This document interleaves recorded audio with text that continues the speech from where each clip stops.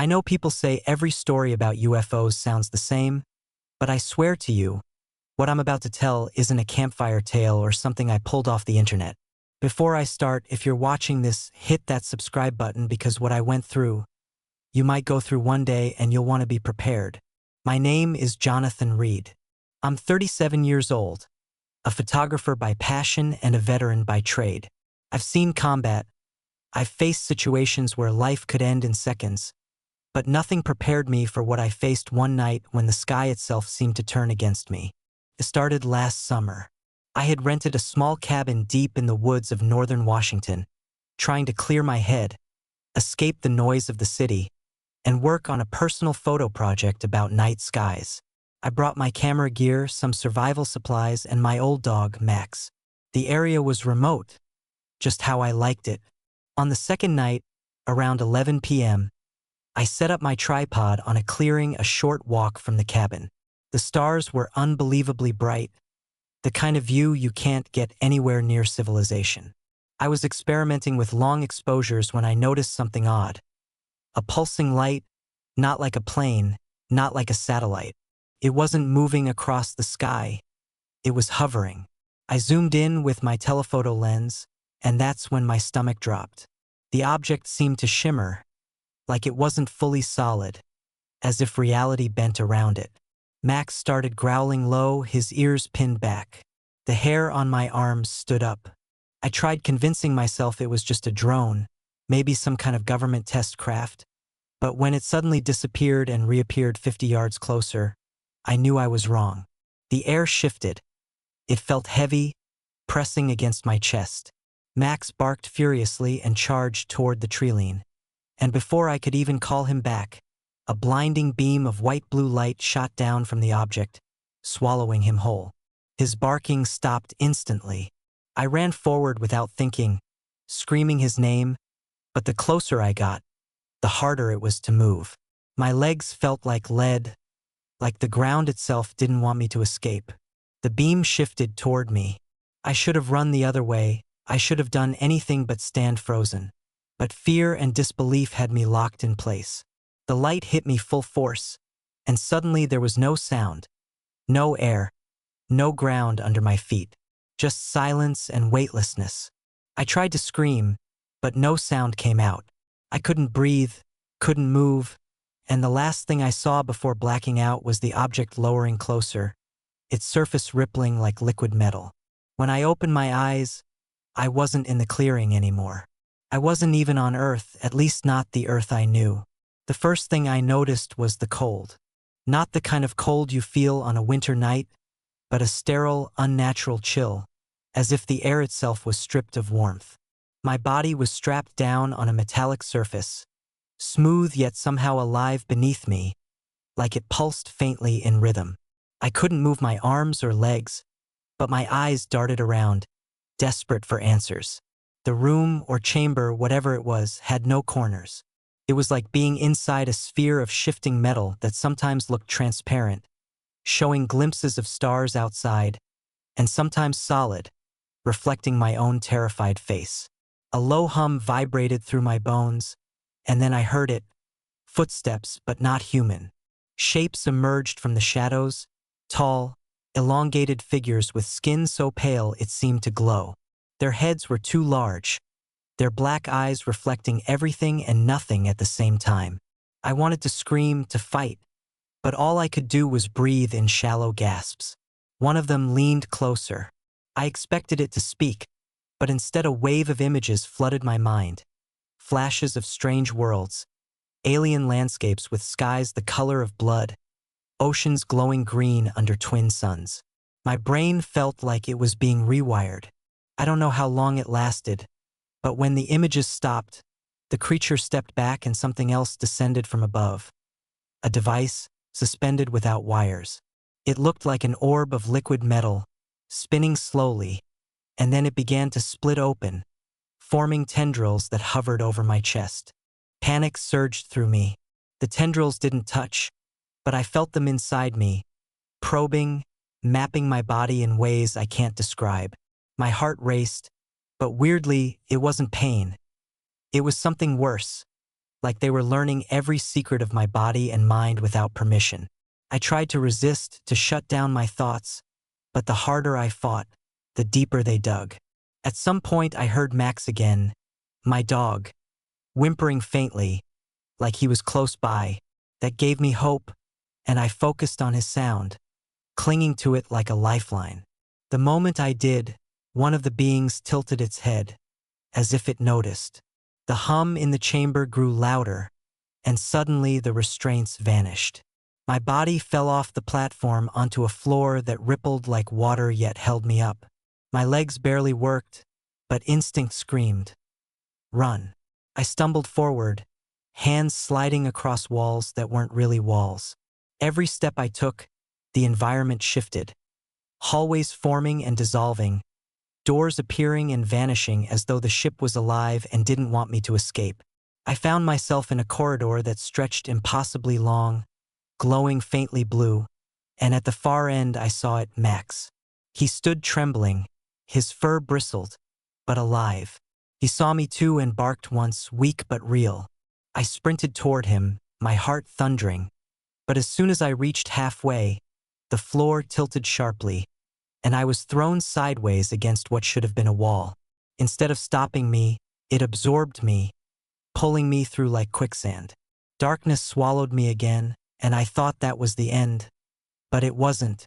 I landed hard on another platform in a different chamber. This one was massive, filled with hundreds of orbs floating in the air, each glowing with different colors. As I staggered to my feet, I realized what I was seeing. Inside each orb, something was moving. Shapes, people, animals, whole scenes playing out, like prisons made of light. My stomach twisted when I recognized some of the figures. Humans, just like me, frozen in time, eyes wide in terror. Some looked decades old, their clothing outdated, their faces pale as if preserved forever. One orb drifted close, and I nearly vomited. Inside it was a young man in military uniform, probably from the 1950s or 60s, judging by his haircut and gear. His eyes met mine, and for a second I thought he was alive, pleading silently for help. But then the orb shimmered and drifted away. I knew then I wasn't just abducted. I was part of some collection. I don't know how long I stood there, staring at those orbs, but something inside me snapped. I refused to be another specimen in their collection. I screamed, not out of fear this time but rage, a raw, guttural sound that echoed through the chamber. The orbs quivered as if my voice had disturbed them, and the beings reappeared, gliding silently into the room. There were 4 of them now, surrounding me in a perfect circle. Their black eyes locked on me, and once again, images crashed into my mind. But this time they weren't showing me alien landscapes. They were showing me myself. Memories of my childhood, my time in the army, every heartbreak, every fear I'd buried deep. It was like they were stripping me bare, turning me inside out until I was nothing but raw emotion. I felt them push harder, trying to break me. But then, amidst the chaos, I felt Max again.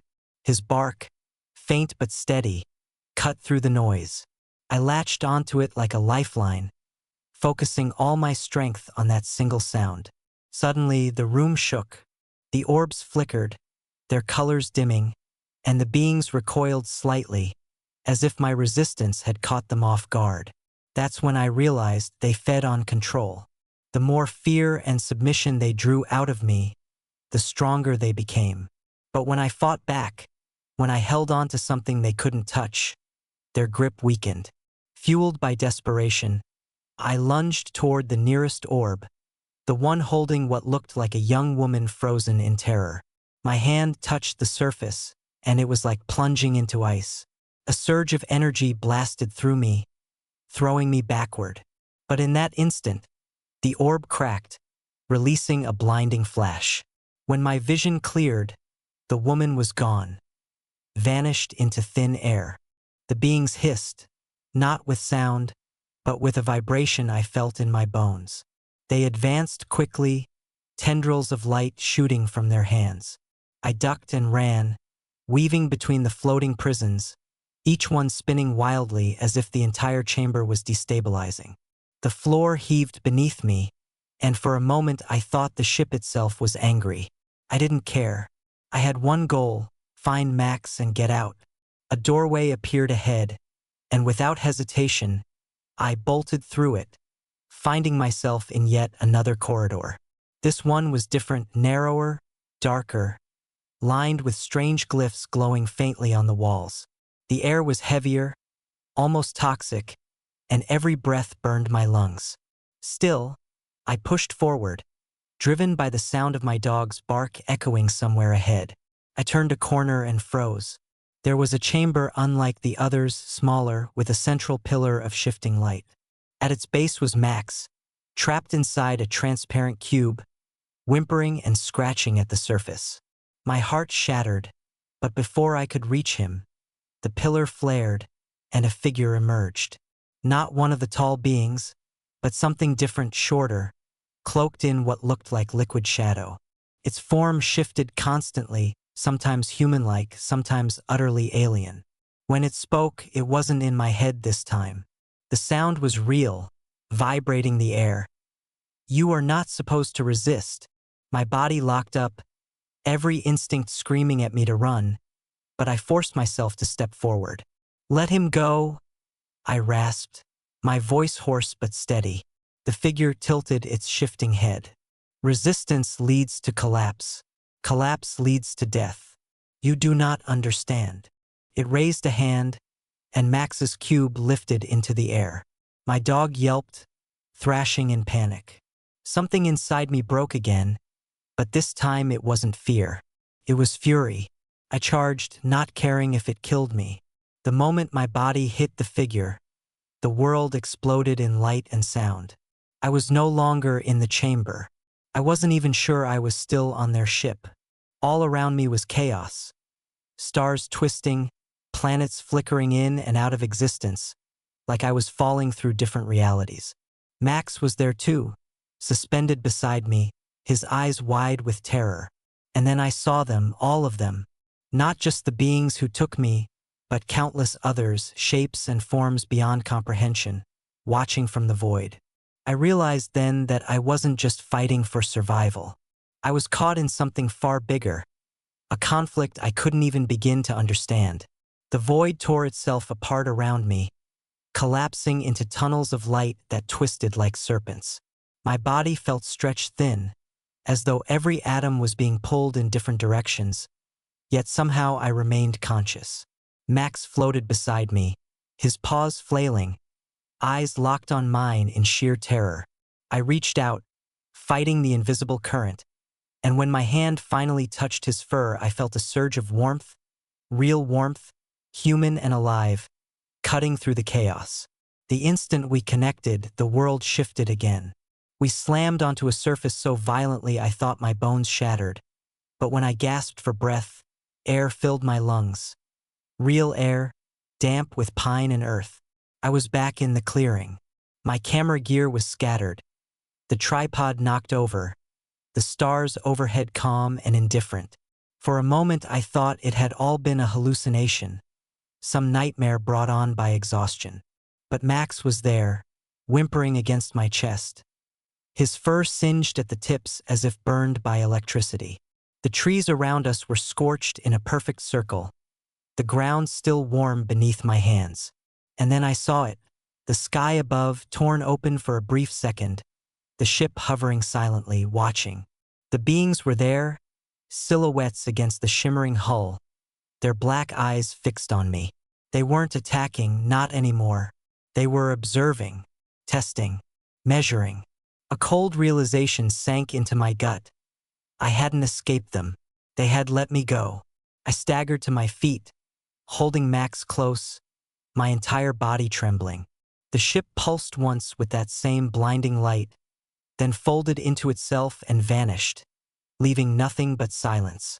My first instinct was to run back to the cabin, lock the doors, and pretend none of this had happened. But deep down I knew that was useless. You can't hide from something that bends reality like paper. I stayed awake until dawn, clutching Max like a lifeline, my mind replaying everything. Those orbs, those prisoners, that shadow figure telling me I wasn't supposed to resist. When the sun finally rose, I packed my gear and left the cabin without a word to anyone. Weeks have passed since that night, but nothing has been the same. I see things in the corner of my eyes, shapes that vanish when I turn my head. I hear faint hums in the dead of night, vibrations crawling through the floorboards. Sometimes Max will start growling at nothing, staring at the ceiling like something is there, watching us. I know they marked me. I know I was just one test in a series stretching back decades, maybe centuries. Those people I saw trapped in orbs, they're still out there, frozen in some eternal nightmare, and I was almost one of them. Why me? Why let me go? I don't have the answers, but I can tell you this. They're real. They're here. And they don't think of us as equals. To them, we're data, experiments, maybe even trophies. So if you've been seeing strange lights in the sky, if your animals start reacting to things you can't see, if you ever feel the air shift and press down on your chest like the world itself wants to crush you, run. Hide. Do anything but stand still. Because once the beam hits you, once the light takes hold, it's already too late. I survived, but not because I was strong. I survived because they allowed it. And that thought keeps me awake more than anything else. Because if they let me go, it means they're not done. They'll be back. Maybe for me. Maybe for you.